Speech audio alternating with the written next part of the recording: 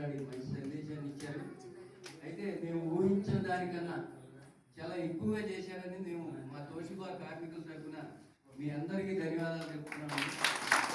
అయితే ఇన్నాళ్ళు వాడు తన జీవిత ప్రయాణంలో సేఫ్టీగా ఏ ప్రమాదం ఫ్యాక్టరీలో జరగకుండా వీళ్ళు సక్రమంగా ఈరోజు రిటైర్మెంట్ని ఎంత విజయవంతంగా జరుపుకోవడం కోసం దాని వెనక వాళ్ళ పత్నిలు ఉండడం, వాళ్ళ ఎందుకంటే రోజు మనం డ్యూటీకి వెళ్ళినప్పుడు వాళ్ళు ఎదురు రావడం వల్ల మనం జాగ్రత్తగా ఇంటికి రావాలనే కాన్సెప్ట్ వాళ్ళలో పెరిగే ఈ స్థాయిలో ఉండాలని చెప్పేసి నేను భావిస్తున్నా.